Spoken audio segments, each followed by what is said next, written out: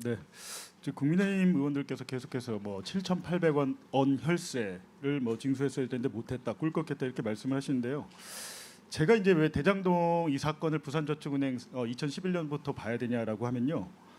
당시에 대검 중수부가 똑바로 수사를 안 해가지고요. 대장동을 아예 수사를 안 해서 2023년 기준 대장동 미회수금 대출금 미회수된 것과 이자가 합치면 2,731억 원이고 조우영 씨가 차명으로 운영하던 부산저축은행 SPC 벨리타우스는 2023년 기준 941억 원입니다. 두 개 합쳐서 3,672억 원이고요. 또 다른 더 뮤지엄 양지라는 차명회사까지 하면은 5천억 원 가까이 됩니다.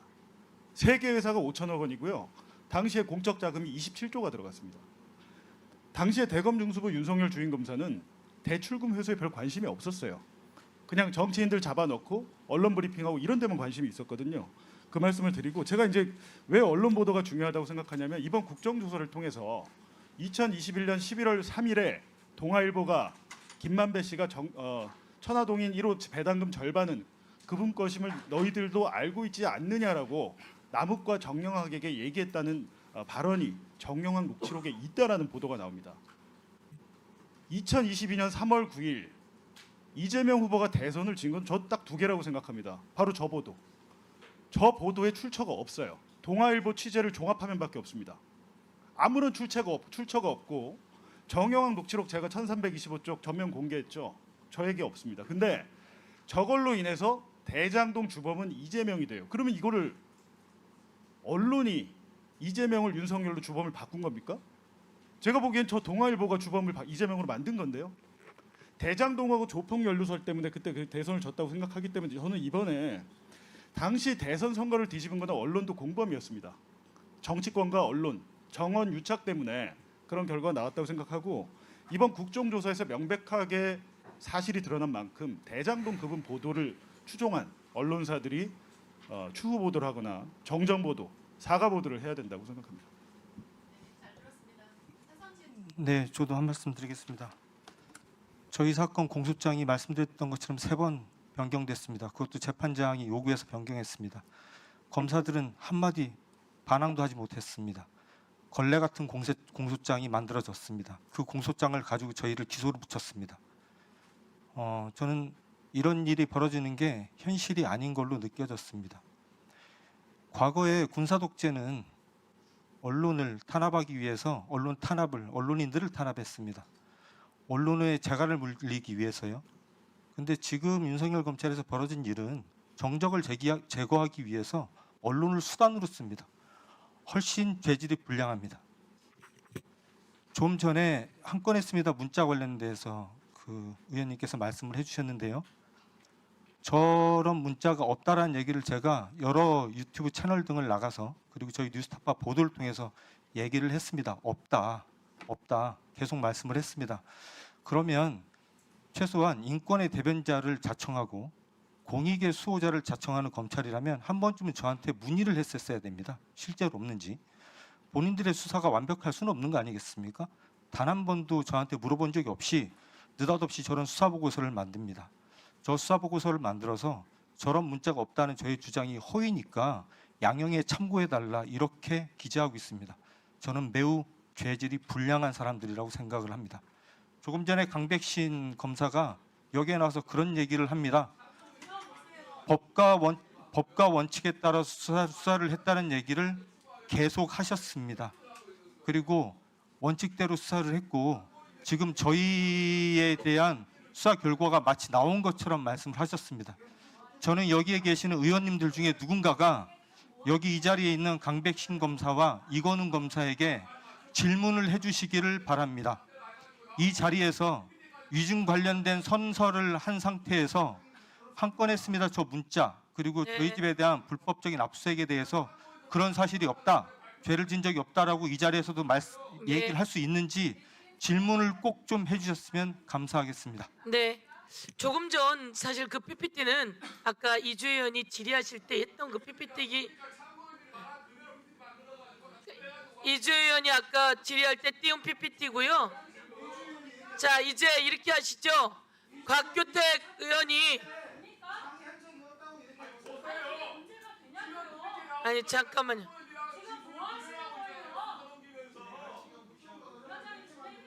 아니 조금 전에 그 PPT는 이주희 의원님이 아까 질의하시면서 띄운 PPT예요. 그렇죠? 자, 다음 곽규택 의원님 질의해 주시고요. 잠깐 이렇게 하시죠. 곽규택 의원님도 질의가 끝나고 조금 더 연장을 함께 하고요. 그 다음부터는 시간이 맞질 않습니다. 그래서 이런 식으로 하면 다 못. 그러니까 이렇게 하면 저기 다 다 진행을 못합니다. 그래서 3분 하면 안타깝지만 끊도록 하겠습니다. 예, 곽규택 의원님, 예, 더 하세요.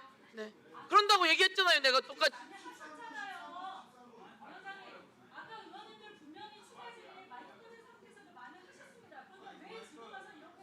네, 네, 네. 마이크를 빨리 넣어주세요. 이러면 안 되지. 마이크가 왜 안 들어올까요? 훼손하지 마시고. 안 돼. 되나? 야, 진짜 마이크 이거 보세요, 썩어서 지금. 나오네. 봉지욱, 한상진 이 두 사람이 지금 참고인이랍시고 나와가지고 일방적인 주장을 해요. 증인 선서를 하고 나와가지고 그나마 위증을 막을 수 있는 건데 참고인으로 불러가지고 나와가지고 본인들이 준비한 PPT 국회의원 시켜서 띄우게 해놓고 자기들 하고 싶은 이야기 하는 거잖아요. 누가 봐도 알고 수 있는 상황 아닙니까, 이 상황이. 그리고 법정에서의 증언이라고 하는 거는 여러분 반대 신문권이 보장되어 있기 때문에 증거로서의 가치가 인정되는 겁니다. 지금 국회에서 뭐 증언이랍시고 하고 있는데 제가 보기에는 웃겨요. 반대 신문권 보장 하나도 안 되고 죄 지은 사람들이 나와가지고 검사하고 공방을 하는데 아니 저렇게 일방적인 주장을 위증의 책임을 안 지면서 하는데 이게 무슨 증언입니까? 쇼지. 예? 도대체 수사기관의 수사, 감사원의 감사, 그리고 국정조사의 조사 이게 뭐 장난치는 시간입니까? 다들 본인들 잘못한 거 감추고 싶은 시간 그 진술을 끌어내려고 하는 과정 아닙니까? 그러면 당연히 그 사이에 무슨 뭐 미소 지으면서 서로 문답합니까? 그걸 재판받고 있는 피고인들 다 나와가지고 우리들은 억울합니다. 제가 진술서에 썼던 것도 강압에 의한 거였습니다. 잘못됐습니다. 이렇게 하고 있는 거 아닙니까? 질의할 겁니다. 강백신 증인 앞으로 좀 나와주세요. 나 도대체 남욱 증인은 하도 증언들이 왔다 갔다 해가지고 이걸 보는 국민들도 도대체 남욱의 진술 중에서 뭐가 맞고 뭐가 앞뒤가 어떻게 되는지를 저는 모르실 것 같아요. 한번 제가 동영상 이때까지 띄웠던 걸 한번 보여드릴 테니까 증인이 아시는 범위에서 저게 언제쯤인지 제가 물어보면 좀 확인 좀 해주십시오. 좀 띄워보세요. 예. 소리가 안 나옵니까? 이렇게 말씀드린 바가 있습니다. 지금 전에 제가 검찰이 참 창작 능력이 형편없다 전체 화면 이렇게 안 나와요. 말씀드린 바가 있습니다. 연기 능력도 형편없다 싶었는데 해보세요. 예, 틀어보세요. 지금 전에 제가 검찰이 참 창작 능력이 형편없다 이렇게 말씀드린 바가 있습니다. 연기 능력도 형편없다 싶었는데 지금 보면 연출 능력도 아주 형편없는 것 같습니다. 남욱이 연기를 하도록 검찰이 아마 연기 시도를 하는 거 아닌가 하는 생각이 드는데 아까 우리 박찬대 최고위원님 말씀 들어보니까 이 연출 능력도 아주 낙제점이라는 생각이 들었습니다. 그러니까 시간을 알아보는 거예요. 그 시기를 좀 들어보세요. 좀. 검찰로부터 연기 지도 받았다가 이런 말씀하셨는데 연기 연출 능력 형편없다 뭐 이런 식으로 얘기를 했잖아요. 처음으로 언급한 것 같은데. 그러니까 글쎄 캐스팅하신 분께서 그 발연기를 지적하셔서 너무 송구스러워요. 근데 이게 이 작품은 이제 영화가 아니고 다큐멘터리라. 캐스팅한 분이 이재명 대표가 캐스팅하신 거예요? 그래가지고 나를 다 원흉으로 몰고 가고 그거를 딱 한 거지. 그러고는 신앙님이하고 9월 17일인가 그 대화해갖고 윤석열한테 뒤집어 씌워놓고 녹취해놓고 또 선거 3일 전에 뉴스타파에서 까고. 그렇지. 그거 신앙님하고 이제 저기 그거 옛날에 그거 똑같은 거짓 한 거잖아. 김만배가. 맞아요. 응. 신앙님이 불러가지고 네. 그걸 녹취록을 왜 만들겠냐고. 그러고 씨발 말이 되냐고. 그걸 3일 전에 또 그걸 그 이 사건 터지고 나서 녹취록이 만들어졌잖아. 그러니까 이게 다 저기하고 다 짠 거야. 다 짠 박사하고 거고, 이재명하고 다 그럼. 짠 거야. 어. 거기만 해도 딱 드러난다. 옛날에 그 선거 전날 그 저기 YTN 그거 하도 재미 보듯이 똑같은 거지 뭐. 네. 네.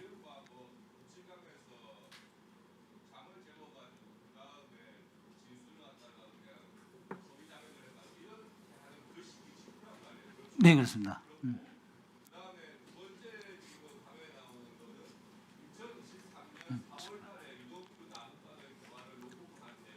네, 그렇습니다.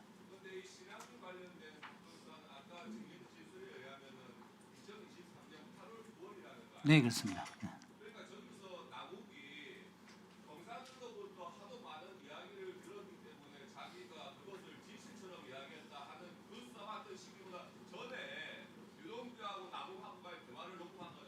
네, 그렇습니다. 네, 그렇습니다.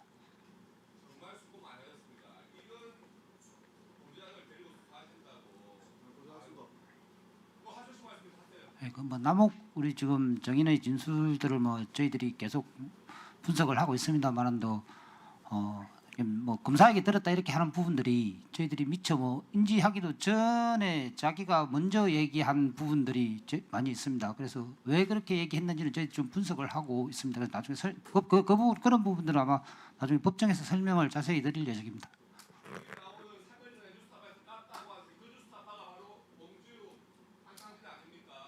네, 그렇습니다. 네, 수고하셨습니다.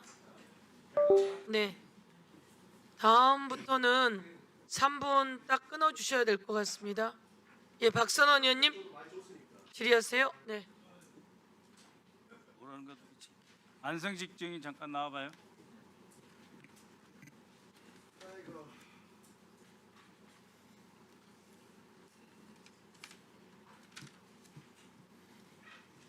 예, 지난번에 이 자리에 나와가지고 24년 3월달 자유의 방패 훈련 기간 중에 방첩사와 같이 합수부 구성 논의한 적 없다 이렇게 이야기했죠. 전혀 없습니다. 예, 그랬죠. 사실관계 좀 약간 오해. 예, 아니 들어봐요.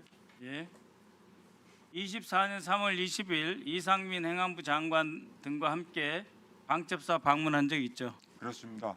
예, 거기에서 방문한 이후에 24년 12월 3일 계엄이 이제 일어나니까 매뉴얼에 따라 합수부에 파견할 해경 인원에 대해서 준비하고 있었다고 그랬죠. 그 1분만 말씀드리겠습니다. 아니 그냥 네, 이야기하세요. 그 말 했죠 지난번에. 합수부에 파견할 예, 그 명단을 그러니까 파견 준비하는 게 필요하더라고요. 그렇죠. 예, 아니 준비하고 있었고 규정이 그것도 매뉴얼에 따라라고 했죠. 그렇습니다. 그 매뉴얼 내놓으세요. 네. 해경에 그 매뉴얼이 있다는 거죠. 방첩사 규정이기 때문에 사실상 매뉴얼로 가도 되고. 그러니까 그 매뉴얼이 해경에도 있을 거 아니에요. 예. 그렇습니다. 그렇게 해서 이 충암파 김영현 7회, 윤석열 8회, 이상민 12회, 안성식은 여인영보다 1회 선배죠? 제가 16회 1회 제가 1회. 예, 그렇죠.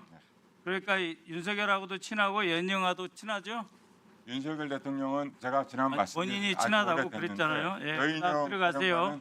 친한다기보다는 아니 들어가시라고. 그러니까 증인 금방 한 거 그대로 기록해 놓을 때 들어가시고요. 네. 사령관 그다음에- 부임 이후에 처음 알았어요. 그다음에 아니 들어가시라고요. 예. 다음에 그 20년 9월 29일 날 해경수사정보국장 브리핑 내용 결론입니다. 월북한 것으로 판단. 윤석열 참고인 나와주세요. 그렇게 돼 있죠. 그다음에 20년 10월 22일 역시 월북한 것으로 판단 이렇게 돼 있죠. 예, 그렇습니다. 예, 그다음에 22년 6월 16일 그러니까 이 윤석열 정권 들어와서 해경이 뭐라 그랬냐면 월북 의도를 인정할 증거를 발견하지 못했다라고 했죠. 예. 자, 그러면 월북 판단하고 월북 의도를 인정할 만한 증거를 발견하지 못했다는 거 상충됩니까? 월북이 있었다는 건 인정을 하고 의도를 모르겠다는 거죠? 의원님, 아니 잠깐만요. 서주 조금 계세요. 서주석 증인. 네. 자, 월북을 했다고 판단했다는 거죠? 저 표현은 네. 근데 뭐 때문에 기소당한 거예요? 저는 기소당하지 지금 않았습니다. 피의자죠? 네, 기소당하지 아니 그러니까 않았습니다. 판단을 가지고 했지 이 자리에서 누가 월북을 단정한다고 확정한다고 말한 사람 있었습니까? 단 한 명이라도? 판단에 관해서는 당시 국방정보본부나 해경 수사 결과나 다 그렇게 나온 그러니까. 것으로 알고 있습니다. 판단한 것이 죄가 됩니까? 그런데 왜 3년 동안 매주 2번씩 70회 차례 이상의 증인 신문이 있어가지고 이렇게 고통을 받는 거죠? 뭘 잘못했어요, 서주석 증인? 그 재판이 그렇게 진행됐던 것으로 알고 있습니다. 저는 기소되지는 않았습니다. 윤상현 증인? 예. 자, 판단을 지금 기소하고 3년 동안 고통을 준 거죠? 그래서 지비현이가 판사가 판단은 수사의 대상이 될 수 없다 해서 무죄를 준 거죠? 그렇습니다.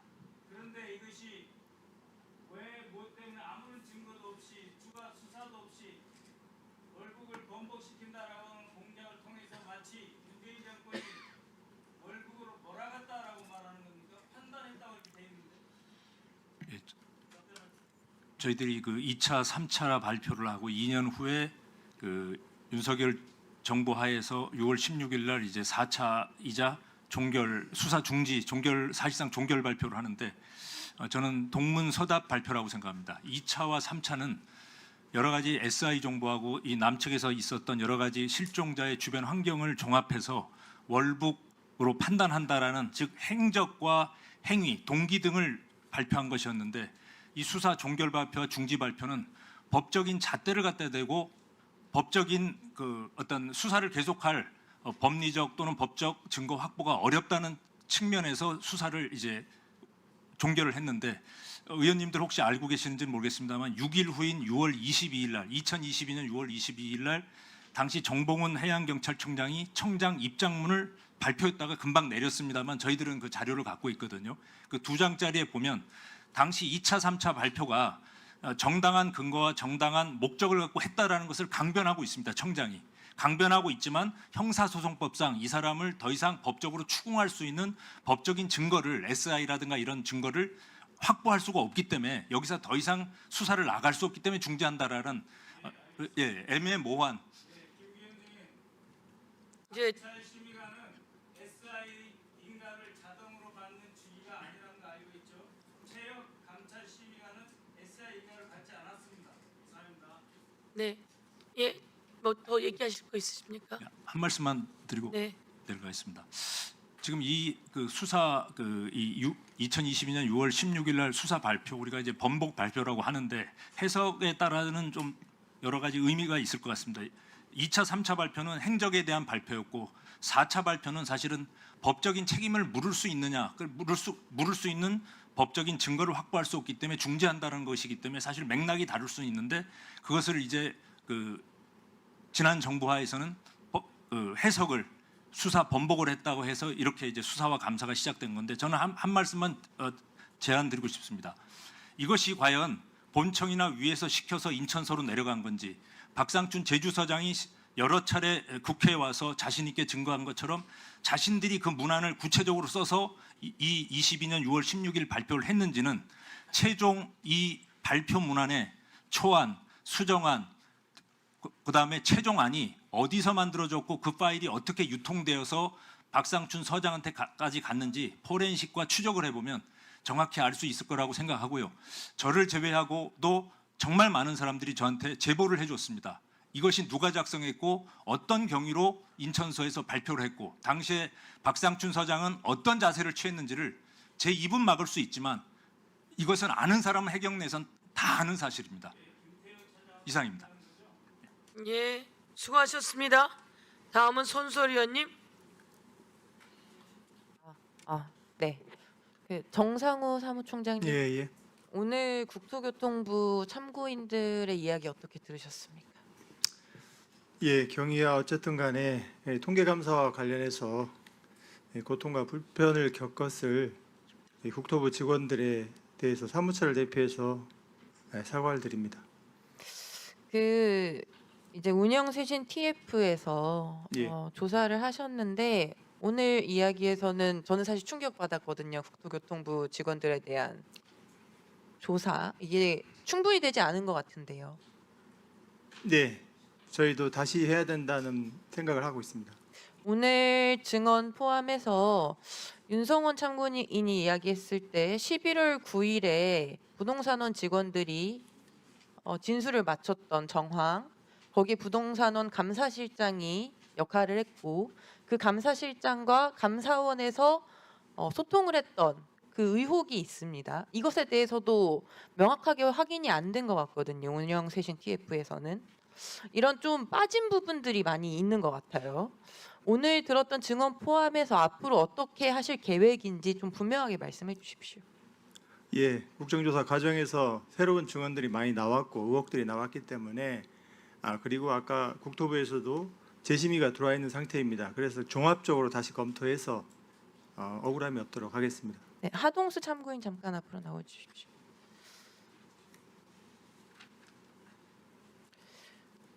네, 오늘 많은 이야기 해주셨는데요. 사실 이제 감사 관련된 이제 절차가 들어가면 그 순간부터 이제 직위 해제를 당하거나 그럼 이제 승진, 전보가 제한되거나 이런 불이익 조치를 당하게 되지 않습니까? 지금 많은 분들이 그런 조치를 당하신 것 같은데 이 공무원으로서 좀 겪은 좀 피해, 좀 괴로운 상황에 대해서 조금 더 설명해 주실 수 있겠습니까?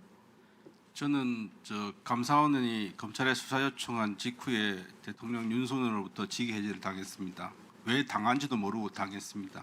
제가 왜 어떤 잘못을 했는지를 전혀 알지 못했습니다. 그 감사원이 저한테 갖고 있는 혐의가 무엇인지를 알기까지 1년이 걸렸습니다. 그리고 자신했습니다. 그냥 전 정부의 청와대에서 근무했다는 이유로 이 박해를 당해야 되는구나. 예. 그런데 저희 개인적인 박해보다는 오히려 사실 나이 어린 젊은 후배들이 너무 많습니다. 그 젊은 후배들이 감사원 조사를 받으면서 받았을 그 트라우마가 과연 치유가 되어서 그 많은 남은 공직생활 기간 동안 감사원 눈치 안 보고 적극적으로 공무를 할 수 있을까 너무나 큰 걱정입니다. 감사원이 두려움의 대상이 되는 한 중앙부처 공무원은 절대 적극적으로 일을 할 수 없습니다. 이번 사건을 계기로 반드시 감사원이 공무원의 두려움의 대상이 아니고 국가의 잘못된 부분을 찾아내는 정의의 기관으로 다시 태어나기를 여러 의원님들이 반드시 그렇게 해주시기를 간곡히 부탁드립니다. 피해가 지금 계속되고 있는 상황입니다. 그러니까 피해가 없었던 게 아니라 피해가 계속되고 있는 상황에서 이게 회복이 되어야 되거든요. 여기에서 좀 역할을 하시고 책임을 져야 예, 저희가 어떻게 방안에 있는지 좀 찾아보겠습니다. 다만 이제 수사나 이 감사의 조사 개시 통보가 되면 아까 그런 직위 해제 같은 게 되는데요. 예, 그 부분은 좀 더 저희도 고민을 많이 하겠습니다. 네. 예, 감사원 사무총장님 지금 예. 많은 증언들이 나오잖아요. 예, 이분에 대해서 감사원 사무총장님께서 책임을 지고 진상도 규명하고 감사원 내에 처벌도 할 사람들이 있으면 골라내고 또 제도 개선이 있다고 하면 제도 개선하고 적극적으로 나셔야 됩니다. 예, 그래야 하겠습니다. 예. 손설 의원님 수고하셨고요. 다음은 더불어민주당 정태호 의원님 질의해 주시기 바랍니다. 예, 서해 사건과 관련해서 재판부에서는 제한된 정보하에서 내린 최선의 판단, 기존 첩보를 삭제하거나 사실을 왜곡하여 월북으로 몰아갔다는 증거가 부족하다. 이렇게 해서 무죄 선고를 내렸어요. 근데 김태효 아까 정의는 두 가지 중요한 말씀을 하셨어요. 문재인 정부 시기의 국방부 입장과 본인의 입장이 동일하다. 그다음에 본인과 국방부 입장은 6월 10일 회의에서도 동일했다. 그까지 말씀을 하셨습니다. 저는 위정의 혐의가 상당히 강하다게 느끼고 있습니다. 서주석 정의. 네. 2020년 9월 24일 해경에서 발표한 연평도 민간인 월북 관련 상황 개요해가지고 전 출처 정보 분석 결과 현재까지는 월북을 시도했을 가능성이 높은 것으로 판단하고 자세한 경위에 대해서는 계속 수사 중이다. 이거는 그 문재인 정부의 공식 입장으로 봐도 되는 거죠? 저희는 그 당시에 국방부나 해경의 그 전문적인 평가 발표에 대해서 다 신뢰를 하고 있습니다. 네. 그렇게 공식 입장으로 봐도 되죠? 네. 예, 김태효 정의님 나오세요. 잠깐 세워주시고요. 시간은.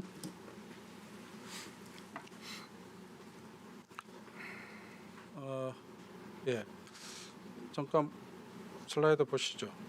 우리 국조특위에서 김성부 그 당시에 이제 회의에 참석했던 국방부 정책기획관인데 회의 6월 10일 회의 전날까지 국방부는 자체적으로 내부 TF를 편성해서 회의를 했고 새로운 사실이 없기 때문에 우리는 추가 발표할 것이 없다고 이렇게 보고를 했습니다. 네네.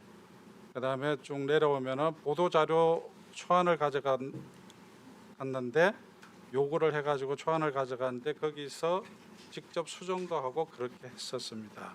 박선원 의원이 김태효가 직접 수정하고 그 사이에 아무런 조사도 없고 새로운 증거도 없었는데 김태효가 찍찍 걷고 새로 수정하고 그대로 국방부 해경 발표라고 한 것이 맞습니까? 그러니까 예 그러셨거든요. 그러니까 이제 김성구 당시 정책기획관의 이 국조특위에서의 발언입니다.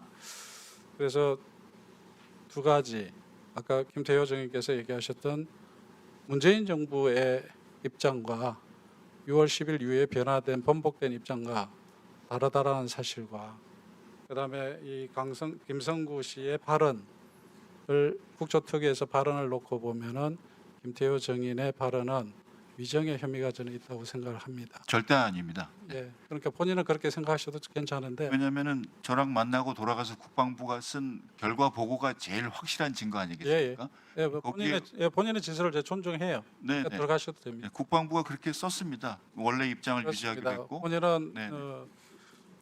개변을 자신 있게 말씀드리겠습니다. 늘어놓고 계십니다만 이 자체로도 이미 위정이 확인되고 있습니다. 앞으로 네.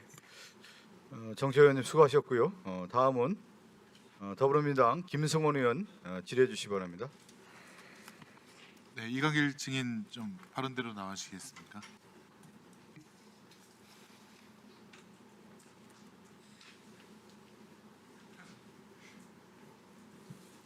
네, 진행 있게 묻겠습니다. 지금 오늘 그 쟁점 중에 하나가 2023년도 9월달에 강백신 수사팀을 중심으로 해서 언론인들의 그 대장동 부실 수사, 윤석열 주인 검사의 부실 수사에 대해서 한 보도를 가지고 지금 이제 기자분들이라든가 또 인터뷰한 사람들을 탄압했다. 이것이 쟁점인데요. 이광길 증인께서는 2021년 경향신문과 인터뷰를 했죠. 예. 예, 그때 2011년도 부산저축은행 대장동 사건에 대해서 윤석열 주인 검사가 조우영이 리베이트 10억 3천 받은 거라든가 또 박연호 부산저축은행 회장의 대장동 사건 대출에 대해서 이 수사를 갖다가 뭉갰다, 무마했다 이런 내용으로 인터뷰를 하셨더라고요. 맞습니까? 예, 그 제가 직접 윤석열 분을 그 이름은 말하지 거론한 건 아니었고 그 수사기관에서 네. 그 밑에 중수국가에 있는 그 대검 관련된 수사기관에서 그 저를 불렀을 때 면담이 첫 번째 있었고요. 면담 때 수사관께서 그 여러 가지 질문을 하던 중에 그 부산저축은행 대출 관련해서 우리가 준 수수료 외에 어떠한 뭐 주주 관계나 다른 리베이트 관계가 또 있는지 확인을 했었고